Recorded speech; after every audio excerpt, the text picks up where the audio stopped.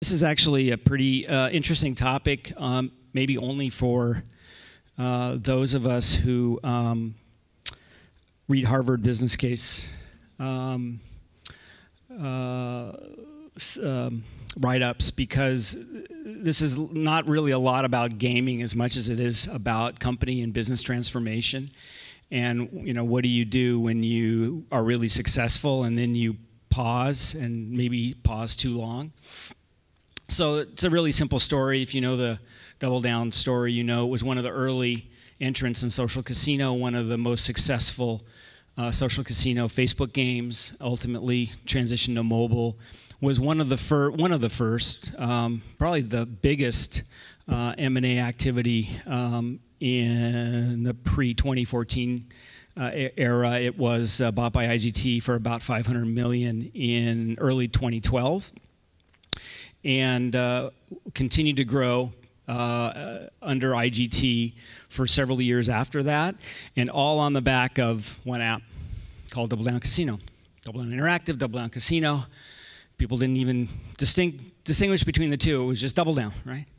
And then in early 2015, IGT got bought by GTECH, a lottery company. Those of you know the history of IGT. And then IGT's name continued. GTECH became IGT.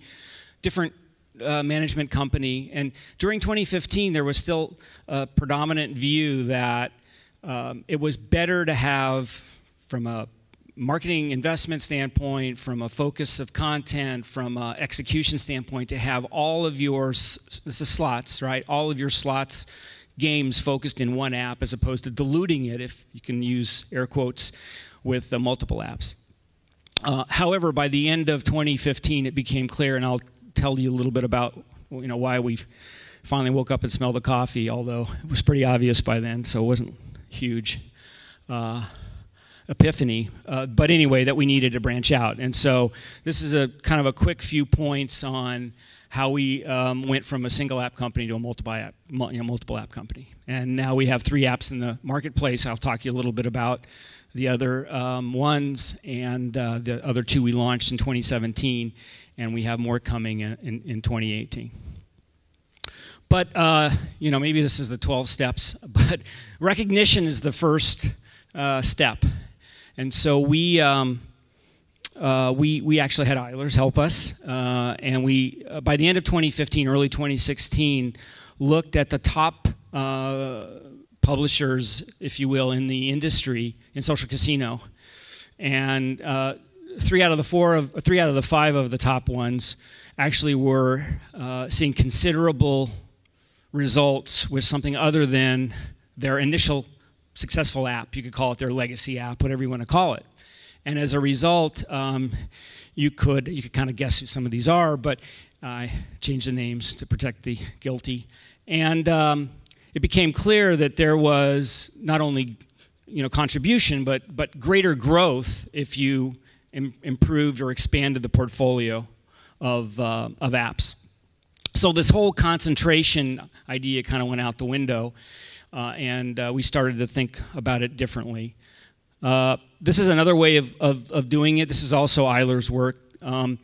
Very quickly, this shows that there was 486 million, almost $500 million of industry growth in slot social casino worldwide over the 2014 year. This was before official reports were published. So I went back and looked at old presentations. So that last slide and this slide came from some presentations of mine from two and a half years ago. But anyway, so about $500 million in growth in slots. And we tried to look at the growth and where the growth came from by the era that the app was launched. And we just said, if it was launched less or two years or less ago, then it was new, and if it was before then, it was pre-existing or old. And lo and behold, 2/3 of the growth came from more recently launched apps. Now, this wasn't across all vendors. This was just amongst the top publishers. So these were folks, the usual suspects, who had clearly had a legacy app from the previous slide, but had seen most of their growth, 2/3 of their growth, from from new apps. So again, wake up and smell the coffee. So what do we do? Well, the next step is to put a change in our strategy, right? And so we had talked about the first two levels of this pyramid, which is how do we, improve and continue to perform with DoubleDown Casino, make it fully functional, make it sing and perform really well, and then we wanted to optimize it. We did some interesting things, some things that worked, some things that didn't work, but we really wanted to maximize. Again, in this idea that it was better to concentrate on one app, we very much focused on that. But again, starting early 2016 with our change in strategy, we added that top element. So that's good. So we said, okay, we recognized we had a problem.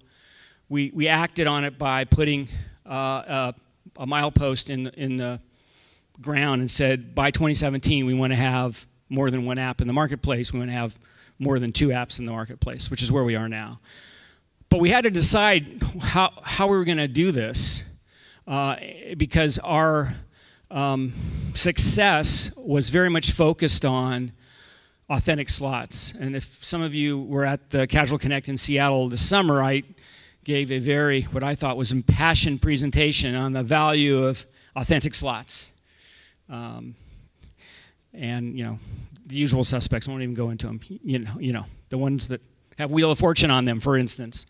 And so we get those. DoubleDown gets those, and even after the acquisition by W, we still get them through a relationship we continue to have. We get those from IGT. So that includes our brands, IGT brands that were internally developed by IGT. So Cleopatra, Pixies, well, actually not Pixies, but Da Vinci Diamonds, and some of these other ones some that came through parties, and licensed brands. So Wheel of Fortune, House of Cards, Ellen, et cetera, et cetera.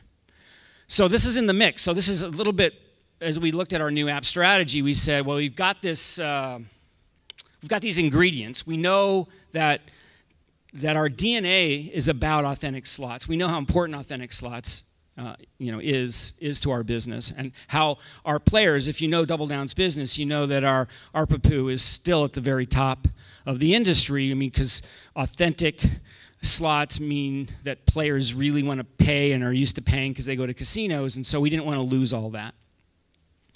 So we had to think about this continuum, if you will. So, what kind of new slot app would we develop, right? Because we've been putting all these great, authentic IGT slots in DoubleDown Casino, but we now had to say, shoot, if we're going to do more and we're going to expand, we don't want to just have Cleopatra in 3 apps. I mean, that's kind of silly. Well, maybe Cleopatra would be good, but not all of them should be in 3 apps. So, there's an obvious continuum here of more kind of authentic slot games and more casual slot games. And obviously, as I said before, DoubleDown Casino has been very much on the authentic side.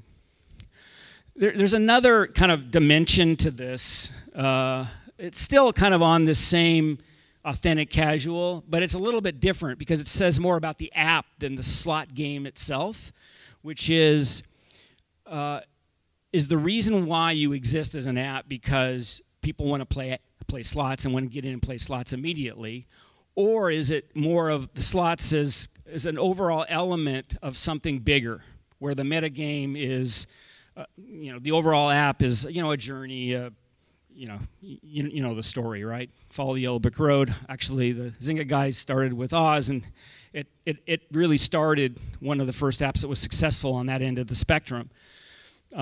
And so it was clear is that we wanted to fill out towards that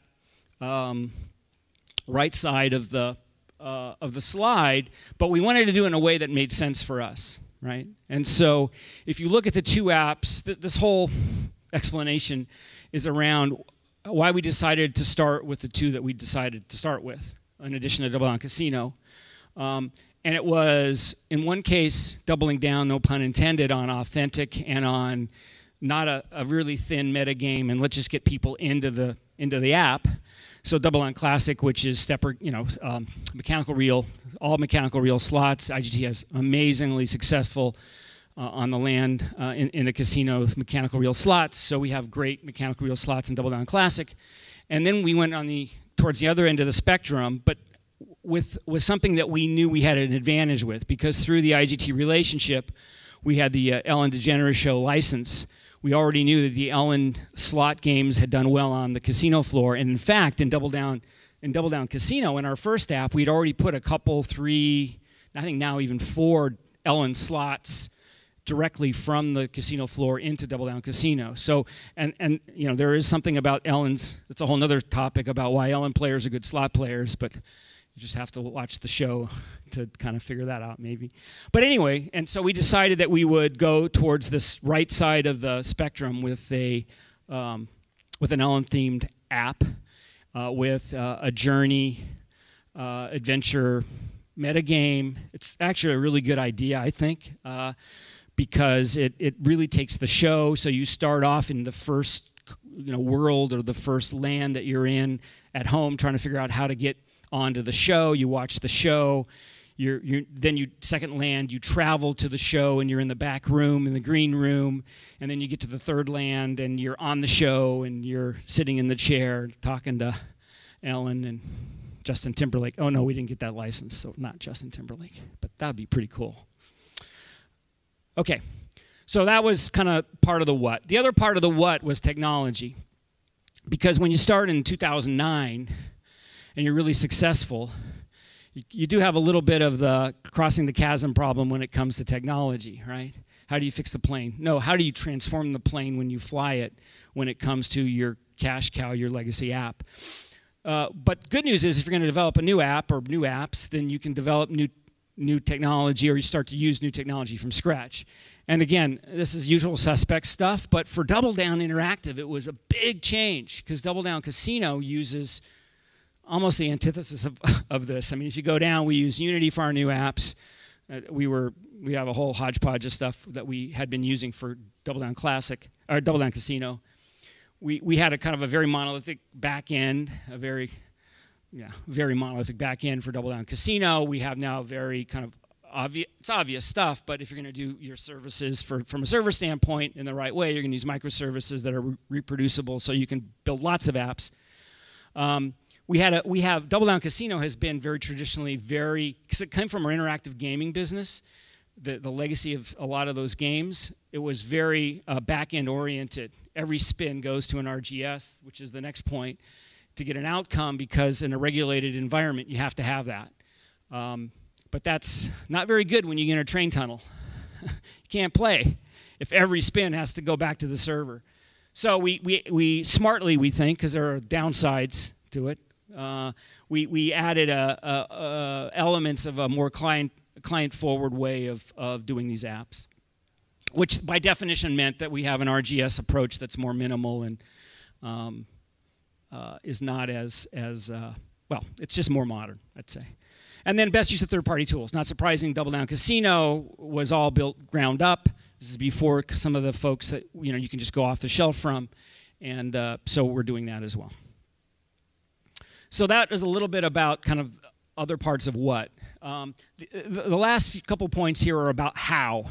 Again, less about gaming, maybe more about the Harvard business case, but again, another spectrum of make-buy. And again, DoubleDown Interactive through DoubleDown Casino as its only app was all about make.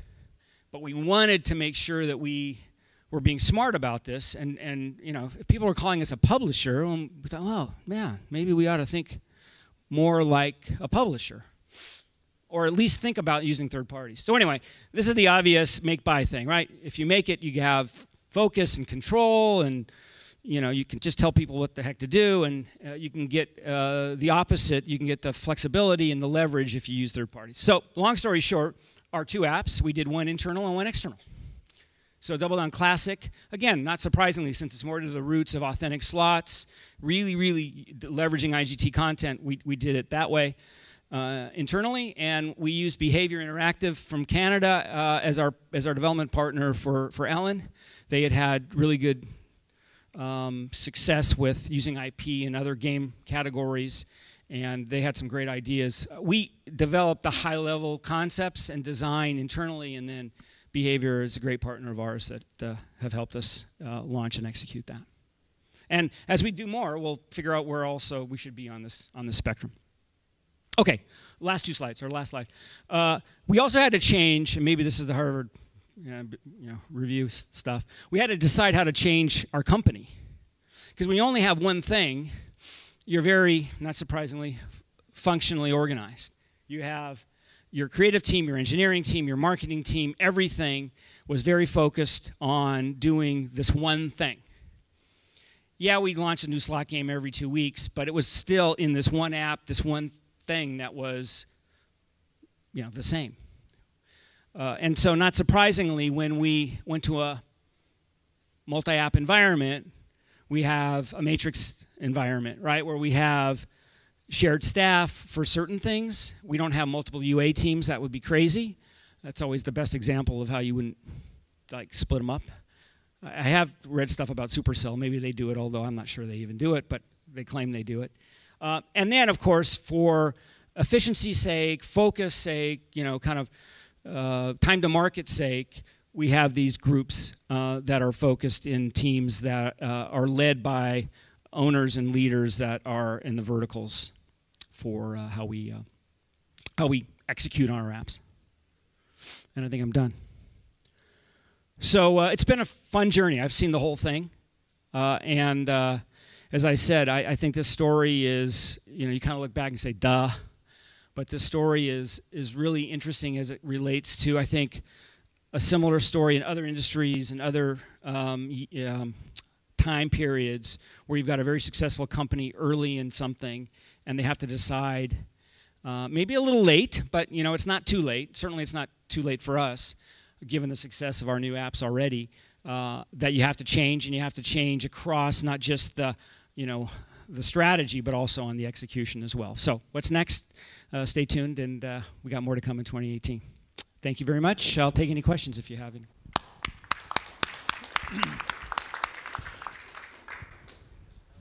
Hey, Steve Hi. Demeter, 21st Century Fox. Any challenges around adapting the matrix model? Any lessons learned there? Yeah, no, it's funny. That's a great question. I don't call it, I call it this is the rows and the columns. That's what I say, right? And it's funny, when you have people in your organization, you have the column people and you have the rows people. And so I'd say that we're on this, I tell people, we're kind of pivoting like this. And there are people that are very frustrated with us that we haven't just done it all. And I have people who are like, why do we need to change? It was so good. It's been so good. So, what we've done is just basically taken functions where the most obvious, hard line, org structure, kind of solid line, dotted line, right? The obvious solid line we did right away. Producers, game designers. And then as we did the microservices and we did some of this stuff from a tech standpoint, we started to move the obvious engineering pieces to solid lines.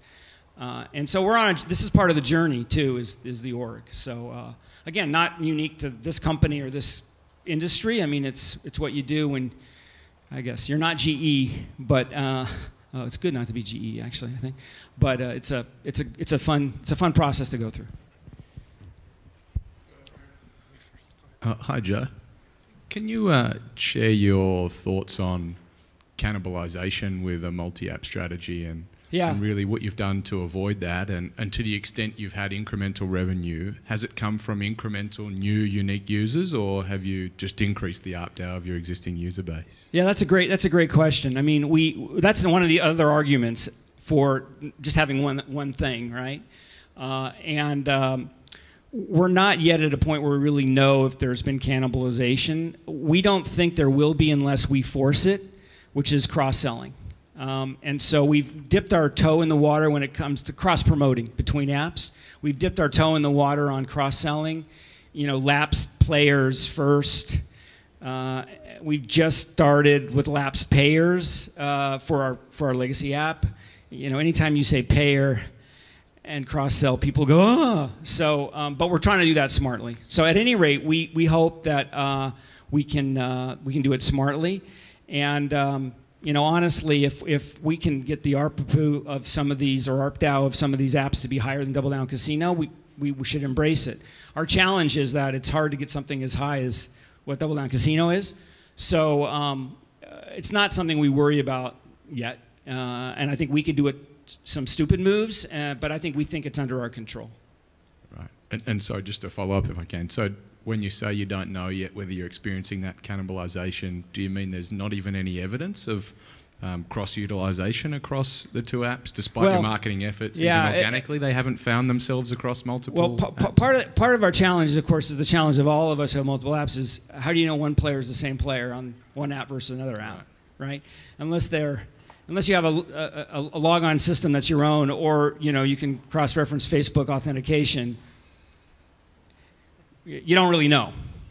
Now, we track our whales and our big payers, and we don't see any of that. So. Hey, yes. Joe. How, if at all, has the acquisition by W affected execution on this strategy? Yeah, that's a really good question. So W is just like us 2 years ago, 3 years ago. I mean, they had W Casino, which was incredibly successful. Interesting name. But incredibly successful. And then they also said, hey, listen, people are doing other apps, so we should do other apps. And they had W Bingo, they have Take 5 Casino, so there's multiple apps that they've had. I'll say that they're early in the journey too, but they've been very supportive of what we're doing because, you know, they've gone through the same you know, journey as well. But they're unlike other folks who have been, I mean, there are other companies who got into this industry and just threw multiple apps against the wall to see which one stuck and then poured money at that one. They are like us in the sense that, you know, their founder had W Casino. It was a great app. You know, good luck is always the best way to be successful. It was great. It was a great app. And so then they had, again, I think an experience much like ours, which helps because we have a shared, you know, we have shared understanding of what we're trying to do. One more. Might be a two-part question, but was saturation part of the equation to go into a multi-app strategy? And has your marketing strategy changed going from a single app to multi-app? I'm sorry, saturation. Could you describe or explain that? Just basically, DoubleDown being a game that's been out in the market for such a long time, have you guys been seeing like lower conversion rates because there's a lot of the users that have been installed your app before? Oh yeah, I mean we're running out of steam with DoubleDown Casino. So I mean, listen, I think our growth has slowed, you know. But if you look at others, I mean, think about Slotomania. You know, that was an original app, and it was a legacy as much as DoubleDown Casino, and it just keeps going, right? House of Fun. I mean, there are great examples where I think the short answer is no. Going to a multi-app strategy is about there's multiple kinds of players, there's multiple opportunities. We needed to move down the casual end of the spectrum.